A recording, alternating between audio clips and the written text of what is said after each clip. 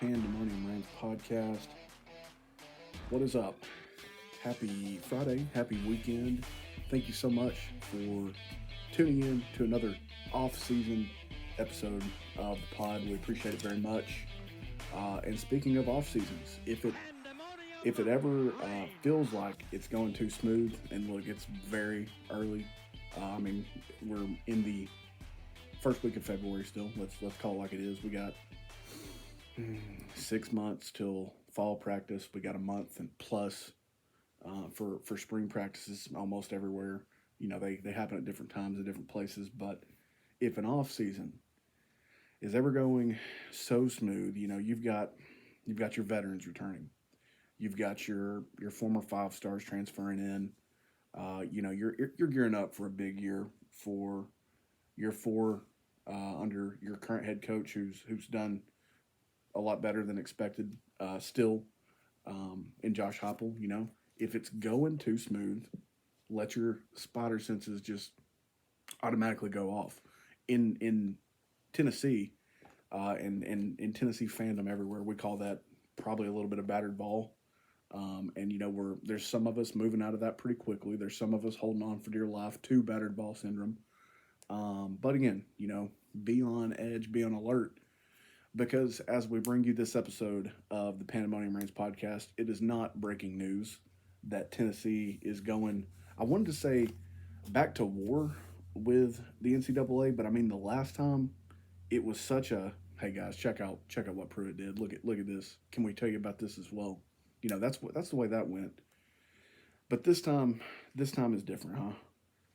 Donde Plowman, Danny White, Randy Boyd, lawyers and attorneys and the attorney general, everybody going scorched earth on the NCAA. I love Donde Plowman's words of, simply put, the NCAA is failing, in her 6-page manifesto, as Vol Nation is endearingly describing it.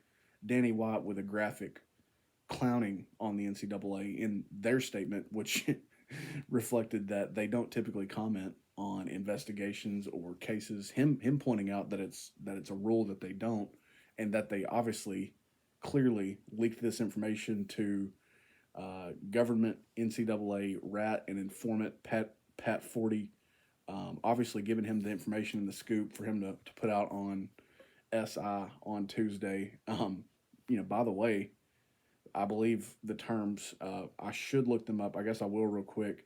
But the terms that he used could be major infractions, could be, you know, a repeat offender situation. You know, this is the school that was dubbed by the NCAA as having exemplary cooperation, which was obvious. Maybe not to the NCAA because they don't know how to do things, but it was obvious for everybody else that the cooperation was exemplary intentionally. It was not, you know, we want to keep this coach. We want to fight for this coach. We don't think he did X, Y, Z. But, you know, exemplary cooperation for great reason, if you recall the situation, and I'm sure everyone does. But Pat 40, potential NCAA investigation of potential rules violations. That's a key word, I think. That is major, in quotations, in nature. Sources tell Sports Illustrated. If you skip down, you know, in the next couple sentences and paragraph, talks about the NCAA just lived on campus. You know, billable hours for the attorneys were the hot commodity, and those were the attorneys that Tennessee was paying, obviously, to dig up dirt and to bury Pruitt as much as they could. You know, there's a couple paragraphs on the NCAA just was there, yada yada, repeat situation maybe, and then the very next paragraph after that opens up with details are scarce on what Tennessee is potentially facing in the latest case, including the number of involved sports. So I find interesting that potential rules violations and the multiple sports facets, those stick out to me, and I'll get past them in a minute. But yeah, I would say that it's potential rules violations because, as Danny White pointed out, as it seems like everybody's pointing out, and you know, in this case, there's your Pat 40s, maybe your Dan Wetzels, and definitely your Stuart Mandels and the ones that we have thought for years had a grudge and an axe to grind against Tennessee, and they just don't like us for whatever reason. You know, those are the ones that don't care about what rules they. Tennessee did something is what it looks like. But you got your Danny Watts, you have your Josh Pates, your Pickels, your sensible people that are at least understanding where the sport's at right now, that are talking about how much the goalposts move, that talk about the fact that let's just let me get past the multiple sports thing for a second. This is about Nico, right? And it wasn't like Nico or his dad or Josh Heupel. It wasn't like Spire Sports Group where the Vol Club was like, yeah, we got him when he committed, right? We signed him to this $8 million NIL deal. It's going to be epic. He's going to win three. It wasn't like that. His lawyer, and I believe his lawyer was involved with the Rashada situation at Florida. So he's got a iffy track record at best. I could be confusing personnel at this point. He definitely was Nico's lawyer, right, on helping get this deal done, right? He's the one that I think leaked the deal. Wasn't Nico? Wasn't his dad? Look at what my boy did. That's my son. It wasn't any of that. It wasn't Tennessee.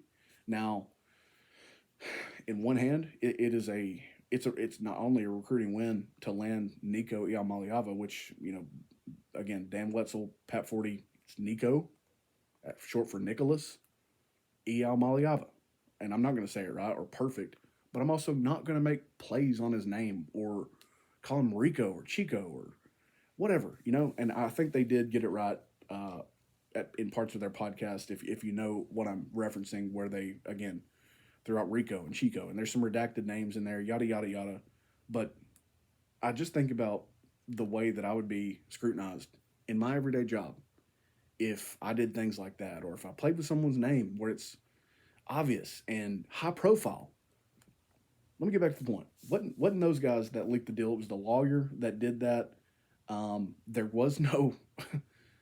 The NCAA fought tooth and nail up until NIL went live. They were not ready with rules in place of how you can do things and how you can't do things. And Danny White said it perfect when he said that if you want to consider this a rules violation, then 100% of major programs are guilty of major rules violations. I'll get to that in a minute as well. But if we want to say that, booster impermissible benefits in order for Nico to sign the deal, which didn't, like when he signed the deal, he didn't sign with Tennessee. He committed in the spring of 2022 going into like early summer. Signing day was a football season away. It was 8 months away for the early signing period in which he signed. He didn't sign with Tennessee in that moment. He signed with the collective, which meant he could have taken that contract to Oregon. He could have taken it to UNLV. He could have taken it anywhere. He could have taken it to UT Chattanooga. That NIL deal was between him and the collective. It was not with Tennessee. Those things seem obvious, and I would hope that the contract is written that way. For all intents and purposes, it seems that it is, right? But again, it wasn't Nico or his family or Tennessee bragging about a deal, even though, again, not only a minor recruiting win or major recruiting win, excuse me, to get a commitment out of Nico Iamaleava, a kid that was that talented and whose stock just skyrocketed, and he looks the part, yada yada. But it is a major deal. There is some flaunting that can be done when you sign a kid to an NIL deal of that nature, and he comes to your school. That shows that you've got your ducks in a row, especially when you don't have like the murmurs of Texas A&M and their players talking about not getting paid and check the contract language, and you have Florida's disaster of the Rashada commitment, decommitment, him leaving, going to Arizona State over any major program at that time. There is some flaunting that can be done, and Tennessee didn't do it because they won the commitment of the kid since he could have taken the contract anywhere. That's as simple as I can understand it. If I'm wrong, I'm wrong, and I don't think I am. But he could have taken that contract, that NIL, whatever, early and per California, he could sign as a high school prospect. I mean, He could have taken that anywhere, and he didn't. That's a win, and Tennessee didn't flaunt it. It was the lawyer. Um, and again, how is he if he's going to sign a deal like that with the collective? Is all of that going to be done electronically? Is none of that going to be done face to face? If a flight, literally just a flight, is impermissible benefits, then let's talk about Dodge Chargers. Let's talk about suitcases of cash. Stuff that was been under the table for years, and stuff that's been questionable for decades. The sport is not clean. It never has been. I think you either know how to cheat or you don't, or you fall behind or you're average. At best, I think, is how it's been. Now it's above board, and it's above the table. I'm not going to say it's above board. It's on the table instead of under. But it seems like there's some axes to grind with Tennessee, depending on who you listen to, who is the talking head, and like anything else, there's not a happy medium. It's either talking head of Tennessee, oh my God, they need the death penalty, and they bash the kid a little bit, the young man, Nico, or it's, yeah, the NCAA's been going to lose this battle either in principle or in court because, literally the day after the story dropped on SI, you have the Tennessee Attorney General and, the state of Tennessee, the Commonwealth of Virginia going ahead and launching a case against the NCAA. I mean, please, I think take this thing to court all day. The NCAA is not winning in court. They're never winning in court again. The NCAA is never going to get any of their power back. And to go back to Danny White for a second, like I wanted to, he said he refuses to sit back and let the NCAA make an unnecessary example out of Tennessee on this, which I don't know if rivals, if just conference mates realize this, but this preemptively helps you because if it wasn't Tennessee now, and it is also already been Florida and Florida State now, let's recognize that. There's been talks about issues with NIL investigations. Florida State's already accepted some medium penalties. They're not major. They're not anything crazy, but they've already accepted some medium penalties for guess who? Marius Mims, I believe, his recruitment when he popped in the portal for a minute.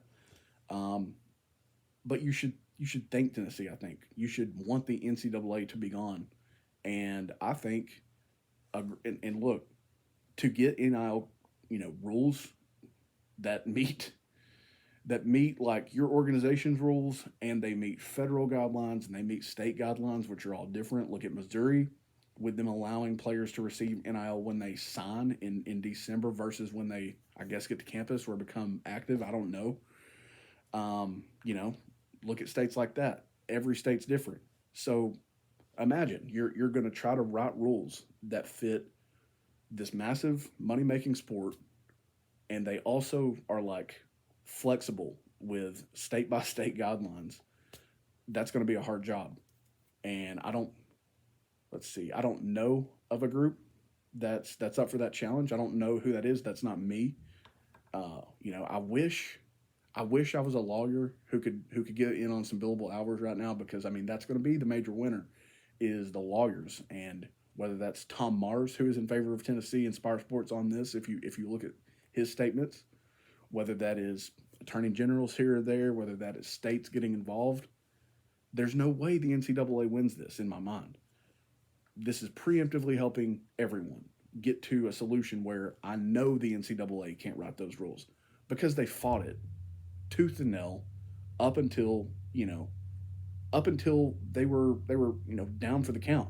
They fought it tooth and nail. They still hate it. This is them trying to grasp back any power that they can get. I'm sorry.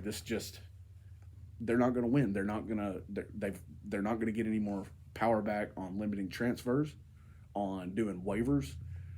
And if you think that they need any power back, I'll point you back to Tez Walker, who missed time early this season for the dumbest, most recent case of NCAA eligibility. If you're a Tennessee fan, you look at Aubrey Solomon, you look at Cade Mays, you look at guy after guy through the years. I think there was probably a situation with Alvin Kamara, if I'm not misremembering, which, it's very possible.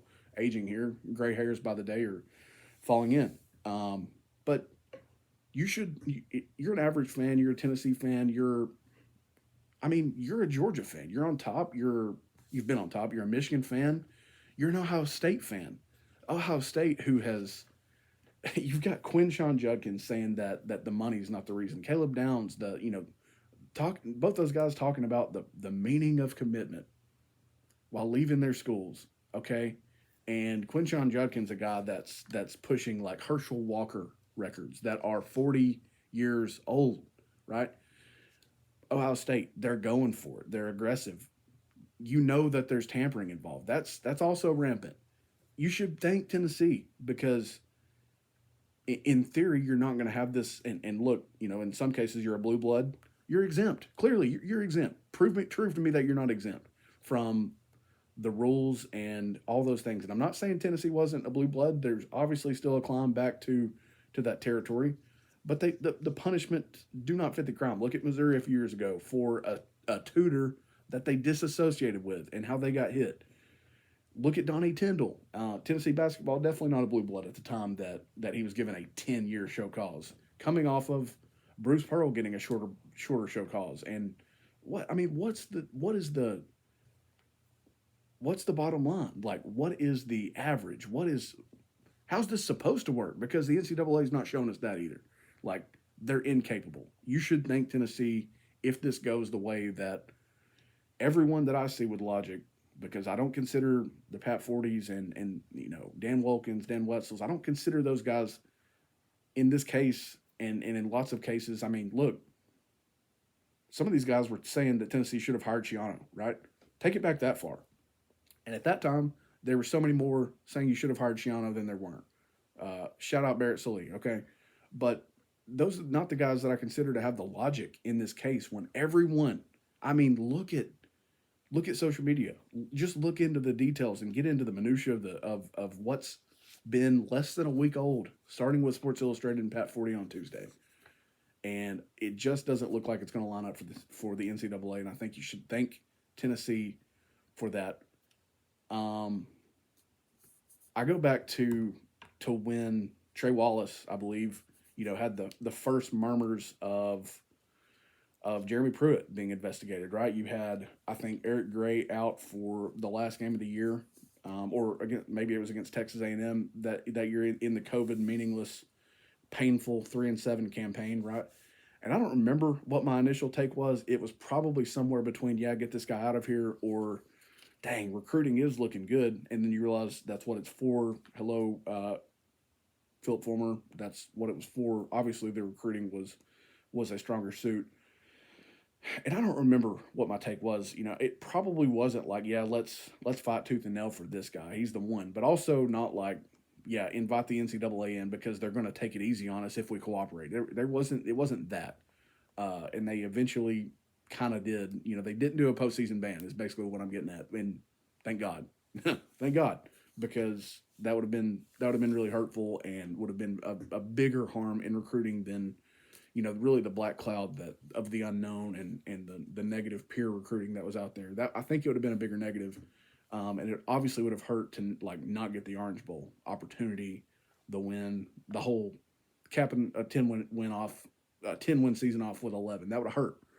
Even if it was like, no, in 2023 you're not going to go to a bowl, and that would have hurt because you really went through the end of the season with the Georgia and Missouri losses, Vanderbilt never mattering as long as you don't lose, right? Those things would have hurt. All that to say, I don't remember my headspace. Wasn't positive for Pruitt at the time when things came out. This case, Dondi Plowman going scorched earth, Danny White just yesterday or just Thursday going scorched earth.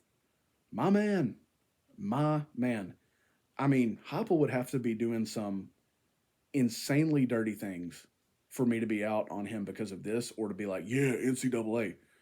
I love that the entire state, like the government, is pulling in the same direction. Not only the University of Tennessee leadership, the athletic director, the chancellor, president, everyone's pulling the same direction. Everyone's like, you're not going to do this to us and ignore the other schools. I love that. That is so different in terms of pulling in the right direction, has been pulling in the same direction for one. has been hard. Pulling in the right direction has been a whole nother battle. Just look at every hire after Philip Former. I'm going to say, Kiffin's hard to judge because of what happened thereafter, but just look at those things, and it's been so hard to pull in the right direction, let alone the same direction. And you can't convince me now that that's you know that's not what's happening. So love to see that. Obviously, it's not worth saying that everyone's more in favor of Heupel than Pruitt. There's no need to say that. If you're not, then get yourself checked out. But I mean, that's just kind of where this thing lies. Within its first 4 or 5 days of existence since Pat Forty broke the news. All right, gonna work towards landing the plane here. I want to read some of my just favorite commentary, some of my favorite things I've seen on Twitter and online, just regarding this again young situation. But first, I want to tell you about our great friends, North Forsyth Training and Fitness, located 4015 Browns Bridge Road. If you're in the Cumming area, ready to change your life physically, or just looking for a new gym, NFTF is the place for you. Owner, head coach, Jesse Foster. He's got all the credentials, all the experience that you'll need to help you reach your goals. He's got morning classes that are running 5:30, 7:30, and 9. Afternoon classes 3:30, 4:30, 5:30, and 6:30. Within that time, there is surely a class that fits your schedule. And NFTF is a community-driven gym, so you're not only achieving your goals, you're doing so with a group of people that you'll call your community, your friends. And if this is interesting to you, if you need a new gym or a new place, contact Jesse today. Check out what NFTF is all about. And you can call him at 706-633-6609. And you got to let him know that the boys at Pandemonium Reigns podcast sent you. We appreciate you very much for that. Real quick, diving into my favorite parts that I've seen online surrounding this Tennessee situation with the NCAA. Tom Mars, again, established NCAA killer. He's the guy that gets you eligible, 5 years ago.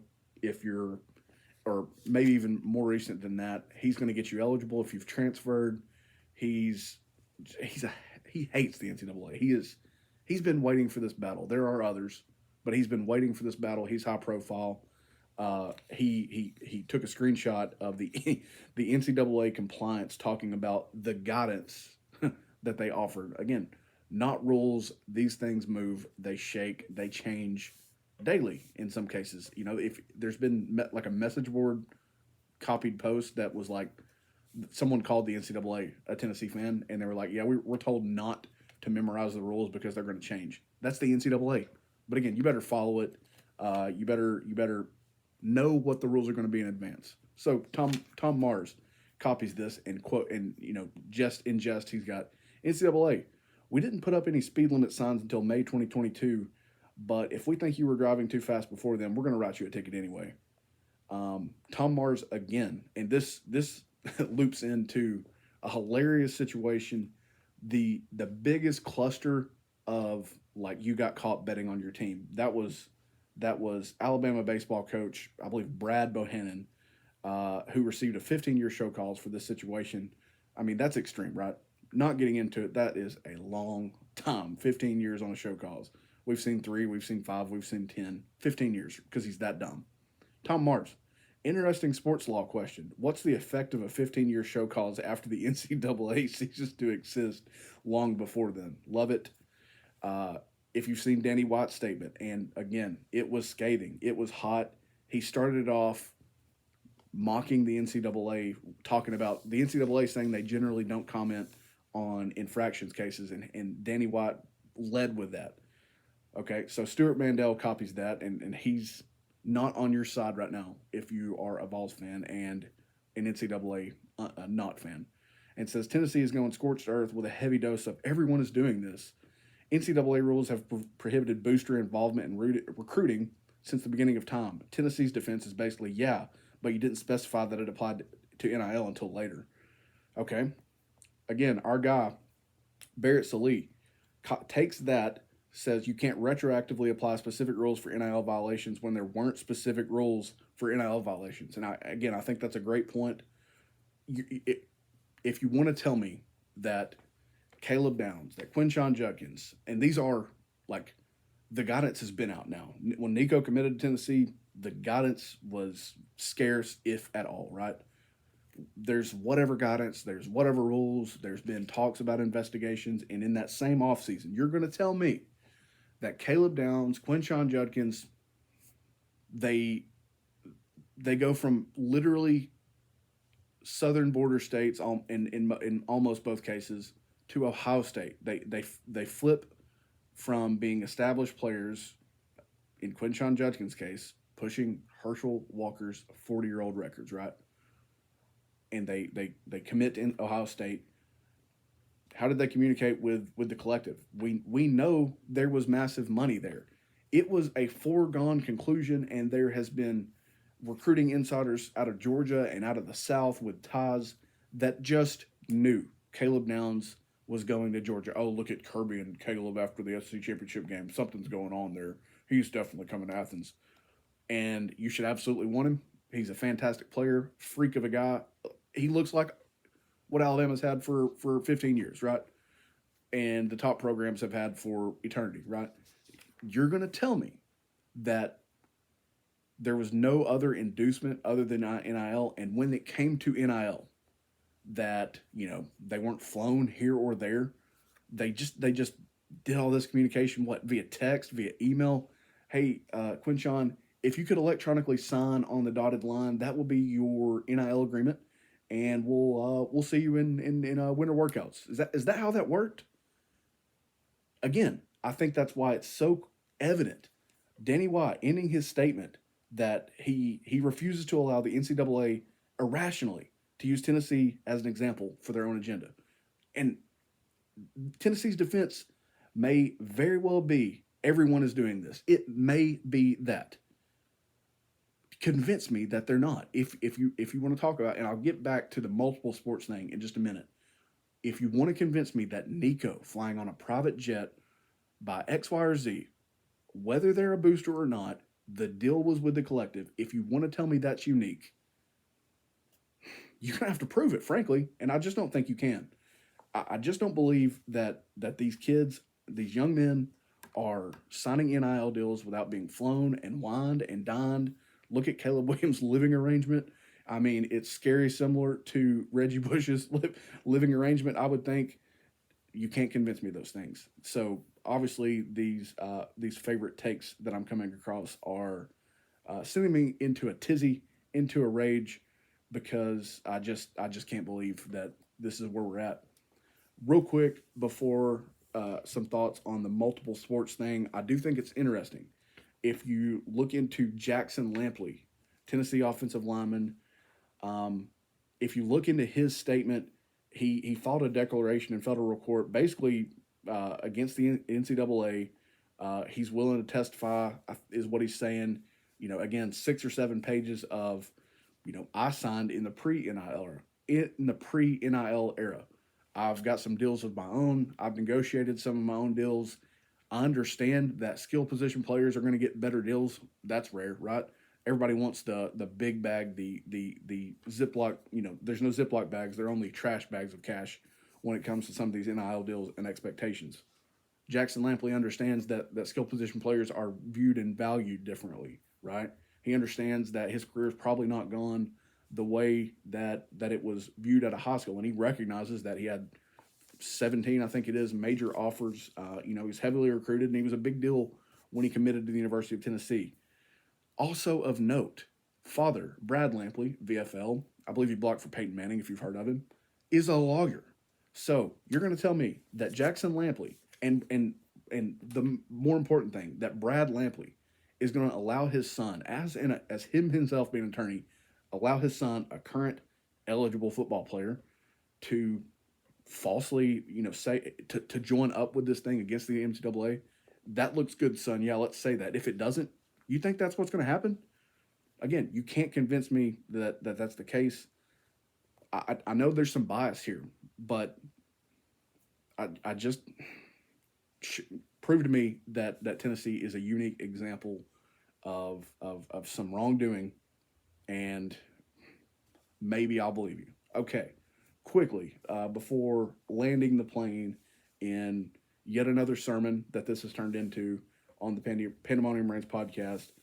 The deal with Pat Forty's article involving multiple sports, or, to me, if let's say that Spire and the Vol Club was the issue, right? Wouldn't it be all sports that get NIL, and look, all sports get on NIL. I think they're about their business. They're divvying out money. Again, the coaches. It's not like the coaches can negotiate a deal, or hey Nico, sign here, or again, Ohio State's case, yeah, Caleb, if you'll just sign on the dotted line, we can take an electronic signature. Would it not be all sports instead of multiple sports? Again, NIL is not exclusive to football or men's sports. It's not exclusive like that. How would it be some sports and not the others? And at the same time, this thing flipped so fast from Tennessee's being looked at to Nico took a private flight. What's the issue? And how is there so much speculation this early into a thing? Now, let me just say this: you're gonna struggle to convince me that a Rick Barnes, with what he's got rolling, the type of players that he brings in, how upstanding he is running things dirty.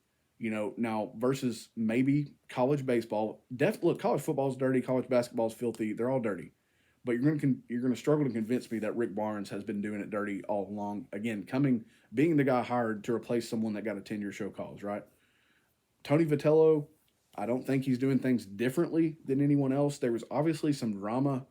In fact, you've heard people talk about him and Maui Ahuna having to address issues within the team, within the locker room, of what it was thought that he got. Tony having a brief suspension, Maui not being immediately eligible. Things just weren't smooth to start the 2022-20 baseball season, right? But again, convince me that things are being done differently.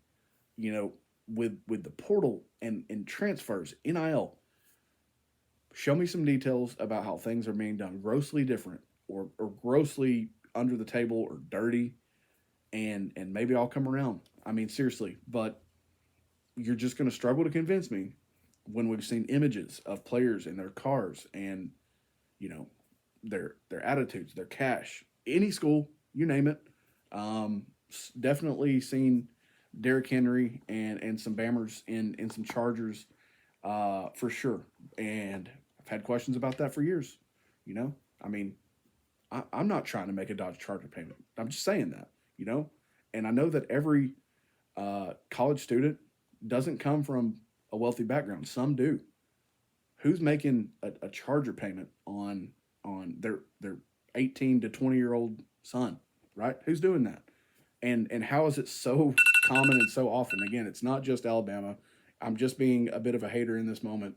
But again, convince me and show me where things are being done grossly different, and maybe I'll change my tune a little bit. I'm not making any promises. I think it's beyond time that the NCAA goes away. All right, you don't bring value to this thing. You don't fix issues. Issues don't get fixed. It's time to break loose, and I know that's going to cause a massive shakeup in schools, in the big boys versus the medium and little boys. It's time to figure this thing out, because making an example out of Tennessee, or do it to Florida and kick it. What?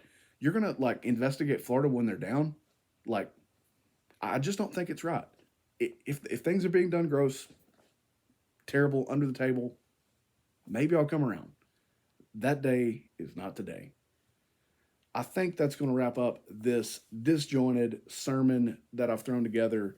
Not sure if I actually went scorched earth. Not sure if I had any hot takes at all. But I did have to get some things off my chest, that's for sure. That's what we do here at the Pandemonium Reigns podcast. We thank you so much for tuning in. As always, please like, share, subscribe, hit us up on YouTube, drop into the comments, let us know your thoughts. What do we need to talk about next? Because like I mentioned early on, we got 6 months till we even talk about fall practice, and more than a month until spring practices, especially until they conclude. So So we've got some time left, some hard time to get through. But this sport being what it is will definitely give us the headlines. We'll be here to talk about them on the Pandemonium Reigns podcast. We thank you for joining today. We hope you'll continue to do so. God bless. GBO.